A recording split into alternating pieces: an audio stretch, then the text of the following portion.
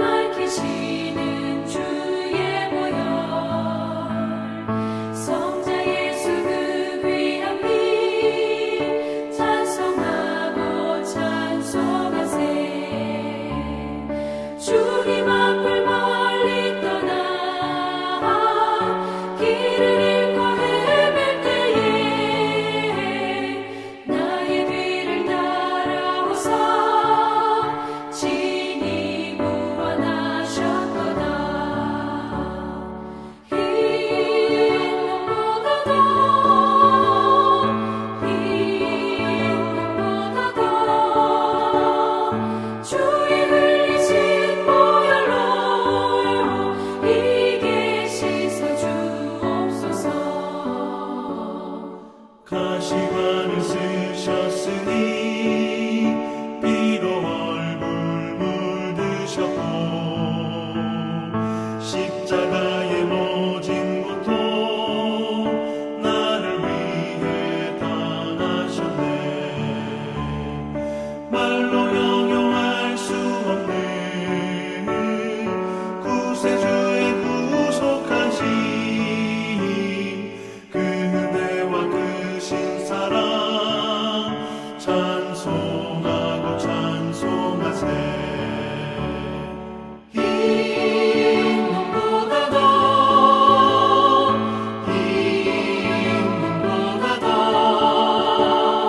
주의 흘리신 보혈로 이게 씻어 주옵소서.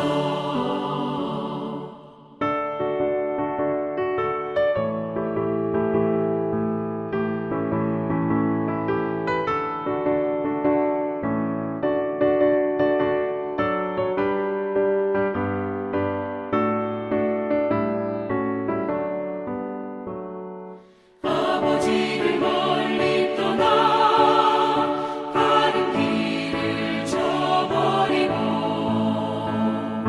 여러 가지 죄악으로 주혼받지 되었으니 물 같은 것 가지고는 씻을 수가 아주 없네. 주여 귀한 몸의 피로 날 정결케 하옵소서. 힘보다 더 주의 흘리신 보혈로 이게 씻어 주옵소서.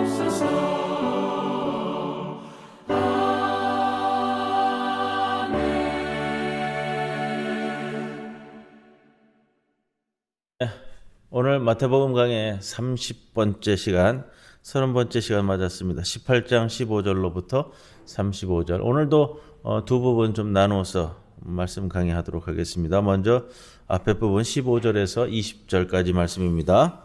봉독하겠습니다. 내 형제가 죄를 범하거든 가서 너와 그 사람과만 상대하여 권고하라. 만일 들으면 내가 내 형제를 얻은 것이요 만일 듣지 않거든 한두 사람을 데리고 가서 두세 증인의 입으로 말마다 확증하게 하라. 만일 그들의 말도 듣지 않거든 교회에 말하고 교회의 말도 듣지 않거든 이방인과 세리와 같이 여기라. 진실로 너희에게 이르노니 무엇이든지 너희가 땅에서 매면 하늘에서도 매일 것이요 무엇이든지 땅에서 풀면 하늘에서도 풀리리라. 진실로 다시 너희에게 이르노니 너희 중에 두 사람이 땅에서 합심하여 무엇이든지 구하면 하늘에 계신 내 아버지께서 그들을 위하여 이루게 하시리라. 두세 사람이 내 이름으로 모인 곳에는 나도 그들 중에 있느니라. 아멘. 오늘 형제의 죄를 깨우쳐 주어라. 형제의 죄를 범하거든, 형제가 죄를 범하거든, 이렇게 이제 말씀이 시작을 하고 있습니다. 죄는 심각한 겁니다. 그러나 용서받을 수 있다라는 생각이 15절에 담겨져 있습니다. 권고죠. 권고. 권면입니다. 형제 자매에 의한 권고. 개인의 죄는 개인에게서 끝나는 것이 아니라 믿음의 공동체 전체에 영향을 끼친다라는 생각이 유대교회도 또 그리스도교회도 공통적으로 존재합니다. 공개적으로 형제의 죄를 경고하는 것은 이웃사랑의 표현이자 또 하나님 백성으로서 이스라엘 민족의 연대성 또 공동체성의 표현이다. 이렇게 이야기할 수 있고요. 레위기 19장 17절에 이 말씀이 나오잖아요. 너는 내 형제를 마음으로 미워하지 말며 내 이웃을 반드시 견책하라. 우리 개역 개정판 성경에는 19장 17절 레위기 견책하라 이렇게 나오는데, 견책은 우리 예전 번역에는 책선하라 이렇게 번역이 되었기도 합니다. 뜻은 너는 분명히 꾸짖을 것이다. 이것은 돌아올 것을 전제로 해서 꾸짖는 겁니다. 잘못된 것이 있으면 분명하게 드러내어 스스로 깨닫게 하는 것, 이것이 바로 견책, 또 옛날 번역에는 책선이라고 번역한 표현입니다. 남의 잘못을 지적한다라는 것이 그렇게 쉬운 것은 아니잖아요. 특히 다 어느 정도의 연배들이 있는 사이에서 또 오랫동안 같이 지내온 사이에서 재작년인가요? 영국 브루드호프 공동체에 가니까 브루드호프 공동체의 자신들의 규율 중에 그런 내용이 있더라고요. 잘못된 바를 공개적으로 말하게끔 하는 거예요. 당신 그러이러이러한 잘못 저지른 것 때문에 내가 힘들다, 어렵다, 공개적으로 잘못한 바를 그 사람에게 이야기를 하더라고요. 그건 미워하지 말고, 왜냐하면 그걸 가슴에 담고 있으면 자꾸 사람을 미워하게 되니까 그런 측면에서 만들어진 규율이라고 말하는데, 가슴에 담고 있지 말고 이야기하라. 그렇다면 혹시 내가 모르게 가지고 있는 오해도 풀 수 있고, 또 모르는 상태에서 미워하는 마음만 가슴에 담고 있는 것이 아니라 풀어나갈 수 있다. 이것을 전제로 해서 하는 그런 규율인 것 같습니다. 증인 두 사람, 6절에 보십시오. 만일 듣지 않거든 한두 사람을 데리고 가서 두세 증인의 입으로 말마다 확증하게 하라. 증인 두세 사람에 대한 것은 유대 공동체에서의 일찍이 내려왔던 전통으로 보입니다. 또 신약 성경에 이어지는 것으로 보여지고요. 17절에 만일 그들의 말도 듣지 않거든 교회에 말하고 교회의 말도 듣지 않거든 이방인과 세리와 같이 여기라. 이방인과 세리와 같이 여기라 라는 것은 형제에 대한, 죄 지은 형제에 대한 저주의 말씀은 아닙니다. 오히려 그런 형제들과 접촉하지 말 것을 권면하는 경고의 말씀입니다.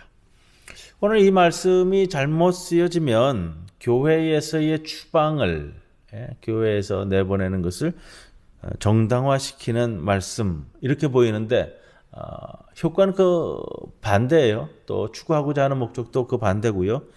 잃어버린 양을 다시 찾고자 하는 하나님 아버지의 애틋한 마음을 이 말씀에서 찾을 수 있어야 됩니다.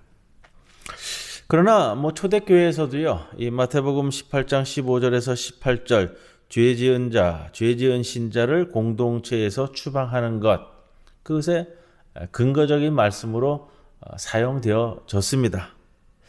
또 그리스도교가 로마 국교로 공인된 이후에 이 구절은 로마법을 어기면 로마 제국 사회에서 추방된다 라는 것을 나타내 보이는 또 근거적인 말씀으로 오용된 것도 사실입니다.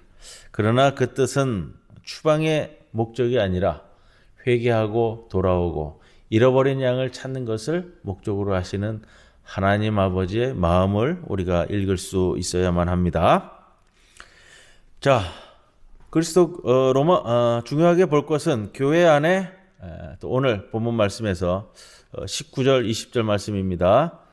진실로 다시 너희에게 이르노니 너희 중에 두 사람이 땅에서 합심하여 무엇이든지 구하면 하늘에 계신 내 아버지께서 그들을 위하여 이루게 하시리라.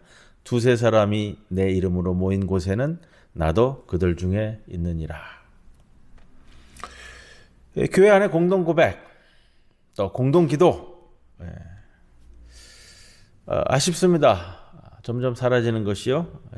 개인 고백과 개인 회개가 그 이후에 도입되는데 의미가 달라지는 모습을 보게 됩니다.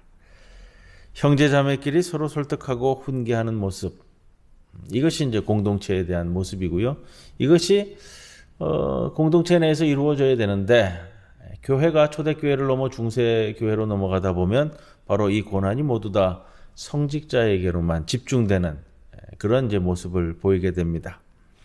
19절 말씀은 예수님께서 유대교에서 배운 것으로 추정을 합니다. 유대교에서 나오는 표현이고요. 적어도 성인 남자 10명이 모여야 하는 회당 예배뿐 아니라 의로운 사람 두세 명이 모여도 그 안에 하나님이 계신다라는 것이 유대교가 말하고 있는 겁니다. 그렇게 19절은 15절과 연결하여 해석하는 것이 적합합니다. 죄 지은 형제 자매를 놓치지 않고 다시 얻기 위해 공동체가 힘써 기도하라. 이것이 주목적입니다. 19절은 분명히 공동 기도를 강조하고 있습니다. 합심하라. 마음을 모은다라는 뜻인데 그 이후에 교회는 개인 기도에 더 관심을 가졌습니다. 골방에서 드리는 애틋한 기도도 의미가 깊겠지만 공동으로 드리는 기도, 제주 강정에서 공동으로 드리는 기도, 대한문에서 공동으로 드리는 기도, 촛불을 들고 드리는 공동 기도, 또 밀양에서 함께하는 기도, 이것이 우리에게 더욱 간절한 기도가 될 것입니다. 기도에 대해서 우리가 좀 주의할 점이 있어요. 사람의 기도를 하나님이 모두 다 들어주시는 것은 아니다. 이것을 우리가 좀 미리 전제하고 있어야 됩니다. 기도하신 분은 아시겠지만 자신의 기도가 모두 다 받아들여지지는 않습니다. 거절당하는 기도가 분명히 있습니다. 성서 정신에, 말씀 정신에 합당하지 않은 기도, 사사로운 분노에서 비롯된 기도, 의롭지 못한 내용을 바라는 기도는 거절당합니다. 오늘 기독교에서는 기도의 힘을 자주 강조합니다. 그러나 잘못된 기도는 거절당한다는 것도 우리가 배워야만 합니다. 본문 단락을 근거로 해서 교회에서 생긴 파문, 추방이죠. 교회의 말을 듣지 않으면 이렇게 된다. 이게 교회의 역사에서 많이 변질된 모습은 사실입니다. 또 교회 내에서 이 구절을 빌미로 해서 권력투쟁의 도구로 사용된 것도 사실이고요. 그런데 현대사회에서는 좀 다른 모습을 보이죠. 교회에서 파문당하는 경우가 아니라 지금은 제 발로 교회를 떠나는 사례가 더 많이 생겼습니다. 또 이런 경우도 있어요. 교회에서 가르치는 온당한 가르침을 거부하고 떠나는 경우, 좀 안타까운 모습이고요. 교회가 그 가르침을 말과 행동으로 증거하지 못하기 때문에 실망해서 떠나는 교인들도 있다라는 것을 염두에 둔다면 오늘 이 말씀이 우리에게 얼마나 중요한지 또 큰 의미가 있는지 우리는 생각해 볼 수 있을 것입니다. 두 번째 문단입니다. 21절부터 마지막 35절까지의 말씀 봉독합니다. 그때에 베드로가 나와 이르되 주여 형제가 내게 죄를 범하면 몇 번이나 용서하여 주리이까? 7번까지 하오리이까? 예수께서 이르시되 내게 이르노니 7번뿐 아니라 7번을 70번까지라도 할지니라. 그러므로 천국은 그 종들과 결산하려 하던 어떤 임금과 같으니 결산할 때에 10,000달란트 빚진 자 하나를 데려오매 갚을 것이 없는지라. 주인이 명하여 그 몸과 아내와 자식들과 모든 소유를 다 팔아 갚게 하라 하니 그 종이 엎드려 절하며 이르되 내게 참으소서 다 갚으리이다 하거늘 그 종의 주인이 불쌍히 여겨 놓아 보내며 그 빚을 탕감하여 주었더니 그 종이 나가서 자기에게 100데나리온 빚진 동료 한 사람을 만나 붙들어 목을 잡고 이르되 빚을 갚으라 하매 그 동료가 엎드려 간구하여 이르되 나에게 참아 주소서 갚으리이다 하되 허락하지 아니하고 이에 가서 그가 빚을 갚도록 옥에 가두거늘 그 동료들이 그것을 보고 몹시 딱하게 여겨 주인에게 가서 그 일을 다 알리니 이에 주인이 그를 불러다가 말하되 악한 종아 네가 빌기에 내가 내 빚을 전부 탕감하여 주었거늘 내가 너를 불쌍히 여김과 같이 너도 내 동료를 불쌍히 여김이 마땅하지 아니하냐 하고 주인이 노하여 그 빚을 다 갚도록 그를 옥졸들에게 넘기니라. 너희가 각각 마음으로부터 형제를 용서하지 아니하면 나의 하늘 아버지께서도 너희에게 이와 같이 하시리라. 아멘. 형제의 죄를 용서해 주어라라는 큰 주제를 담고 있습니다. 앞에서는 죄 지은 형제 어떻게 할 것이냐라는 것이 나오고요. 뒷부분에서는 이제 용서에 대한 말씀을 우리들에게 주시는 겁니다. 자, 내게 죄 지은 형제에 대한 용서. 베드로의 질문과 예수님의 답변, 그다음에 무자비한 종의 비유를 통해서 우리에게 용서란 무엇인가 하는 것을 일깨워주는 말씀입니다. 예수님과의 대화에서는 용서의 양, 그다음에 뒷부분에서는 용서의 질, 이것이 말씀되어집니다. 오늘 본문 그 21절에 처음 시작할 때에도 용서하다라는 동사가 쓰이고요. 그 다음에 마지막 절인 35절에도 보면은 형제를 용서하지 아니하면처럼 용서하다라는 것이 21절, 그 다음에 마지막에 35절 양 끝에 배치를 하고 가운데 설명을 하고 있는 그런 구조를 담고 있습니다. 보통 뭐 샌드위치 구조라고 그러는데요. 같은 단어를 앞 뒤에 배치시키고 가운데는 설명. 그래서 강조하는 표현입니다. 자, 베드로의 질문은 그래도 죄 지은 형제를 이미 용서하려는 의도에서 질문하고 있는 것으로 보이죠. 7번입니까? 7은 완성된 숫자, 완전 숫자나요. 이만큼 충분히 용서하면 되겠느냐라는 질문으로 베드로가 시작을 하고 있습니다. 근데 예수님의 답변은 더 놀랍습니다. 7번씩 70번이라도. 그런데 우리가 이런 걸 생각해 볼 수는 있습니다. 조건 없는 용서, 반복되는 용서는 오히려 악한 마음과 보복심을 용서받는 사람에게 키워줄 수도 있다. 조심해야 될 부분이기 때문에 딜레마가 심합니다. 과연 용서해 주는 것이 맞느냐? 또 용서를 요구했을 때 요구하는 것이 이게 정말로 우리에게 맞겠느냐? 가톨릭에서 고해 상사가 있는 부분은 자신이 용서를 구할 내용에 대해서 어느 정도 당사자가 책임지는 모습을 요구하는 겁니다. 자기가 죄 지어서 용서받아야 할 내용에 대해서 자신의 어떤 노력에 의해서 또 행위에 의해서 용서받는 것을 책임지는 것을 요구하는 그런 이제 구조죠. 우리가 이런 걸 생각해 볼 수 있습니다. 죄를 용서받기 위해서는 뉘우침이 반드시 필요하고 거기에 해당되는 행동도 필요하지 않겠는가? 존 칼빈도 언제나 용서하면 피해를 줄 뿐이다 라는 좀 시니컬한 표현을 쓰기도 했습니다. 그러나 한계 없는 용서가 진정한 태도이다라는 것을 오늘 본문은 우리에게 이야기해 주고 있고요. 23절에서 자, 그러므로 천국은 그 종들과 결산하려 하던 어떤 임금과 같으니, 결산하려 하던 임금은 하나님을 우리에게 떠올리게 합니다. 여러분, 행동하는 순간마다, 우리가 행위하는 순간순간마다 인간은 자신에 대한 심판을 시작하는 셈입니다. 범인이 죄 짓는 순간 판결도 시작된다. 이런 표현도 있어요. 재판관은 이 범죄 사실을 재확인할 뿐이다. 기독교에서 구원은 타력 구원이다. 내 자신으로 구원되는 것이 아니라 타력에 의해서 구원받는 것이라고 말하는 사람들이 있습니다. 그러나 조금 다른 면에서 한번 생각해 볼까요? 자신의 언행을 통해 구원에 대한 자신의 태도를 결정한다는 점에서 기독교는 자력 구원에 대한 것도 이야기하고 있다.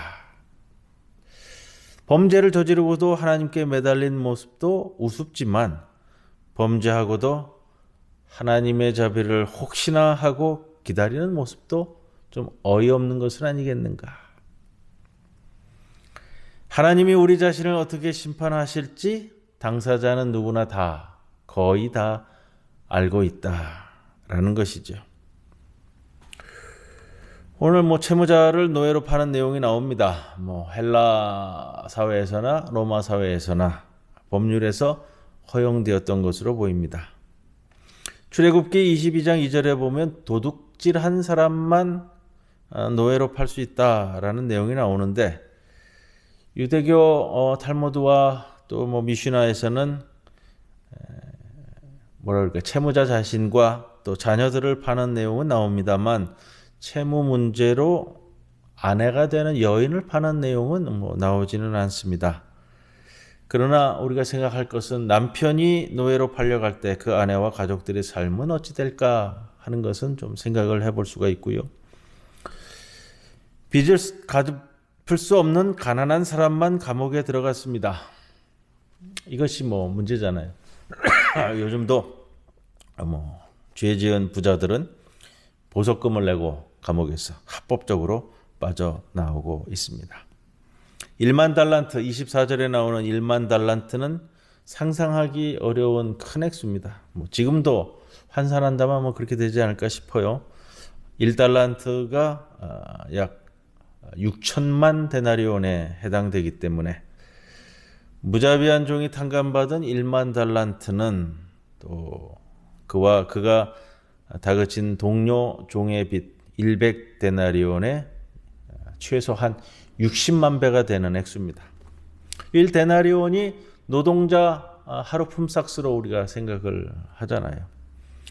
조금 작게 잡아서 노동자 하루 일당을 5만 원으로 생각을 해본다면요, 무자비한 종의 동료는 100데나리온이 한 500만 원, 일당을 10만 원으로 잡으면 1천만 원의 빚을 졌고, 또 무자비한 종은 부채가 그게 60만 배, 5만 원씩 잡으면 한 300억, 10만 원씩 잡으면 한 600억의 빚을 탕감받은 것, 이렇게 계산이 우리 요즘 세대에 맞춰서 생각을 해볼 수가 있습니다.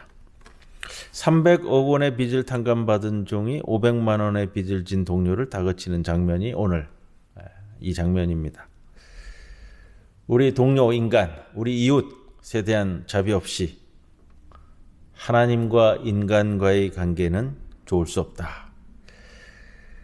이웃에 대한 자비 없이 하나님과 나의 좋은 관계는 불가능하다. 이것을 본문이 가르쳐주고 있습니다.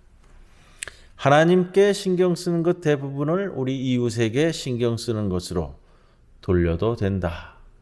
이렇게 우리가 결론을 낼 수가 있고요. 이웃에게는 차갑고 하나님께는 잘하는 것, 이거는 불가능하고 무의미하다. 하나님의 자비는 무자비한 인간에게서 회수될 수 있을까? 중세교회 때 바로 이 부분들이 많이 좀 심각하게 다루어졌던 것 같아요. 그래서 중세교부 중에 한 사람이었던 토마스 아퀴나스는 신학 대전에서 이런 표현을 씁니다. 감사하지 않으면 예전에 용서받은 죄가 되돌아온다. 그런 표현을 썼어요. 감사하지 않으면 예전에 용서받은 죄가 되돌아온다. 하나님의 자비가 인간의 무자비함으로 흐려질 수도 있다. 오늘 본문이 이렇게 우리에게 보여주고 있고요. 해방신학자 소브리노는 이런 표현을 썼습니다. 예수님은 가난한 사람들을 한 번도 비판한 적이 없다. 마태복음서를 시작하면서 제가 그런 표현을 썼습니다. 마태복음서는 가난한 자들을 위한 복음이다. 마태복음 전체에서도 이야기를 하고 있고요. 소브리노라는 해방신학자가 강조하고 있는 표현, 예수는 가난한 사람들을 비판한 적이 없다. 이것은 우리에게 큰 의미를 주고 있는 말씀이 될 것입니다. 하나님께 과분한 사랑을 받은 우리가 우리보다 못한 이웃들을 윽박지르는 모습은 오늘 본문을 통해서 우리가 생각해 보아야 할 것이고요. 하나님께 큰 사랑을 받고 있는 교회가 또 우리의 이웃 종교를 윽박지르는 모습도 연상해 볼 수가 있습니다. 오늘 말씀을 통해서는 그게 굉장히 중요할 것 같아요. 하나님의 큰 사랑을 받은 내가 우리 이웃에 대해서 자비로운가? 오늘 우리들에게 주시는 하나님의 말씀입니다. 찬송가 263장 함께 찬송드립니다.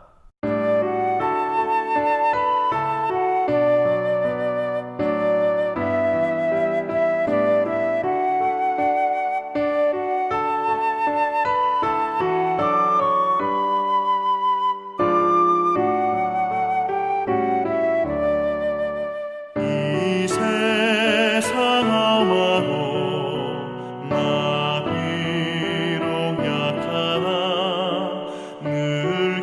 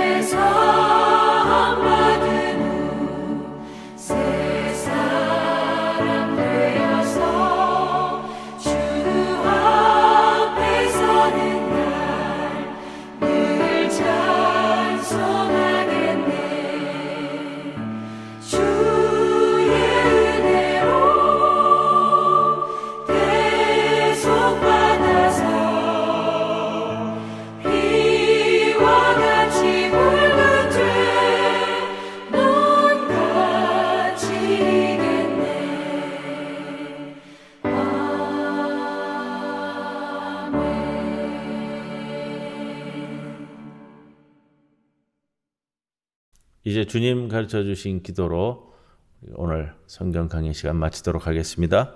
하늘에 계신 우리 아버지시여, 이름이 거룩히 여김을 받으시오며 나라가 임하시오며 뜻이 하늘에서 이루어진 것 같이 땅에서도 이루어지이다. 오늘 우리에게 일용할 양식을 주시옵고 우리가 우리에게 죄 지은 자를 사하여 준 것 같이 우리 죄를 사하여 주시옵고 우리를 시험에 들게 하지 마시옵고 다만 악에서 구하시옵소서. 나라와 권세와 영광이 아버지께 영원히 있사옵나이다. 아멘.